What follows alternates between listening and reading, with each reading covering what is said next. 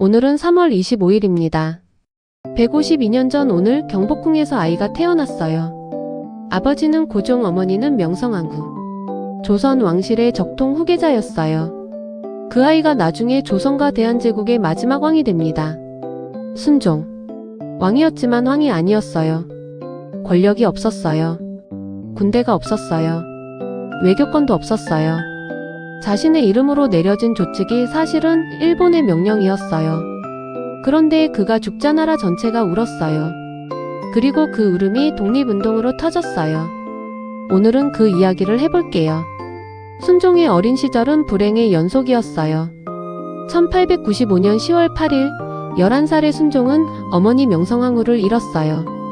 일본 낭인들이 경복궁에 난입해서 명성황후를 시해한 을미사변이에요.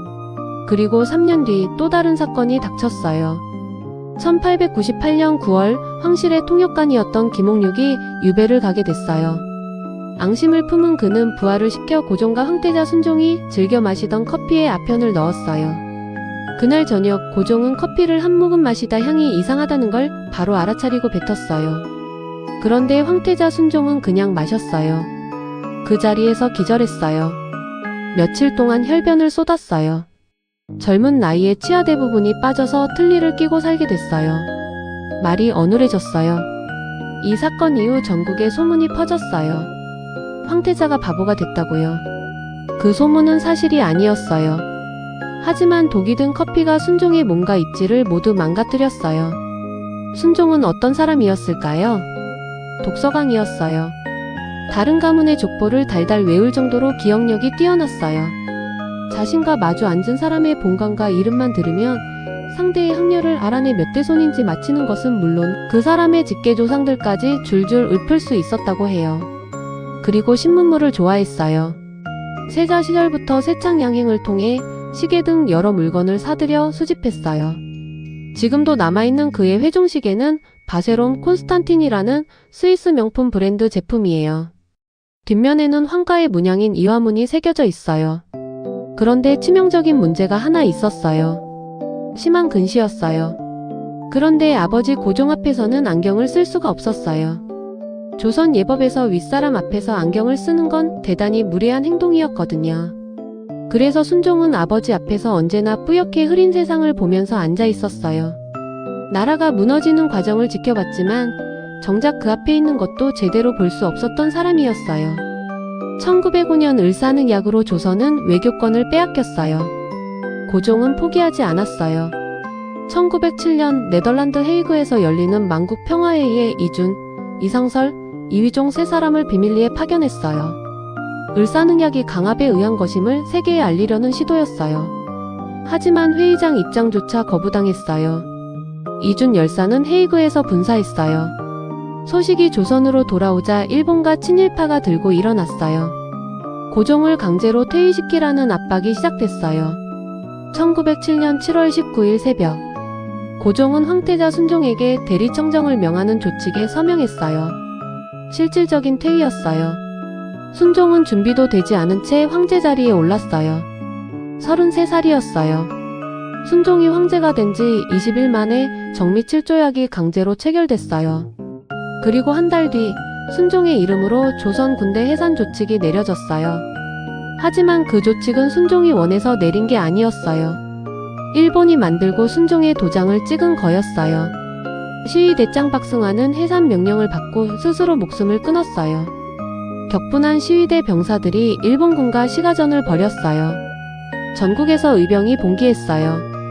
그 피 위에서 순종은 아무것도 할 수 없는 황제로 앉아 있었어요. 1910년 8월 22일 한일병합조약이 체결됐어요. 그로부터 46일 뒤인 10월 7일 순종이 붓을 들었어요.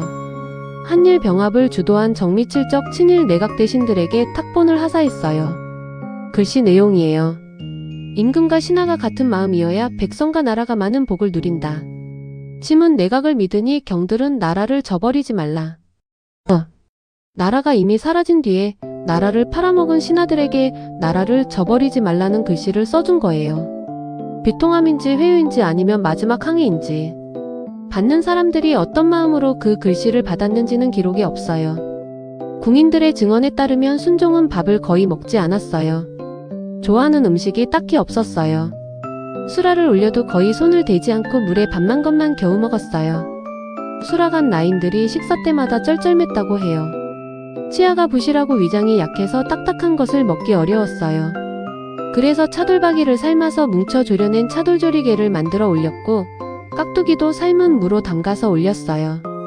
그런데 유독 좋아한 것이 있었어요. 제국 호텔 초대 요리장 요시카와 카네키치와 그 아들이 만든 프랑스 요리였어요. 매일 먹었다고 해요. 나라를 잃은 황제가 아버지를 배출한 나라의 요리사가 만든 음식을 매일 먹었어요. 그 심정이 어땠을지는 알 수 없어요. 그리고 한 번은 이런 일이 있었어요. 나이든 궁인이 선왕 때의 국사 이야기를 꺼내자 순종이 엄하게 꾸짖어 물리쳤어요. 너희들이 어찌 감히 선왕제의 일을 논할 수 있느냐. 이로부터 궁녀들은 감히 선조에 대해 다시 말하지 못했다고 순종행장에 기록됐어요. 망국의 운명을 이야기하는 것조차 견딜 수 없었던 거예요. 순종은 창덕궁에 갇혀서만 살지 않았어요. 1909년 순종은 지방 순행을 떠났어요. 일본이 조직한 행사였지만 순종은 그 기회를 나름의 방식으로 활용했어요.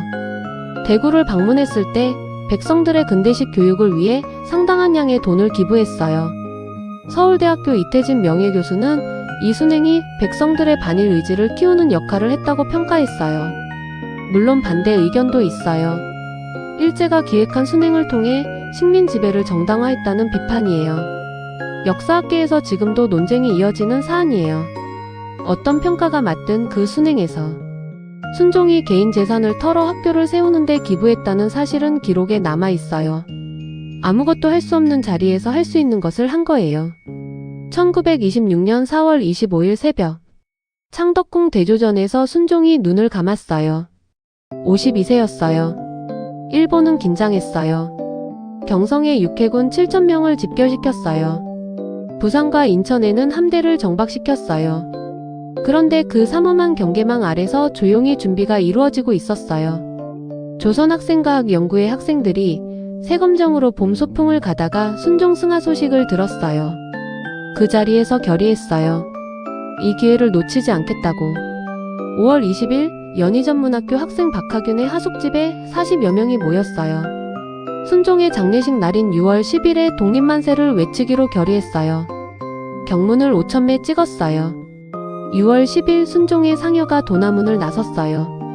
장례 행렬이 종로 3가를 지나던 순간 중앙고보 학생들이 거리로 뛰쳐나왔어요. 조선 독립만세. 24,000명의 학생이 도열한 가운데 경문이 뿌려졌어요. 군중이 합세했어요. 일본 군경이 진압했어요. 1,000여 명이 체포됐어요. 하지만 3.1 운동 이후 침체됐던 독립운동이 다시 불붙었어요. 1927년 신간의 창설로 1929년 광주 학생항일 운동으로 이어졌어요. 1874년 3월 25일 순종이 태어났어요. 독이 든 커피로 몸이 망가졌고 안경도 못 쓰고 흐린 눈으로 나라가 무너지는 것을 봤어요.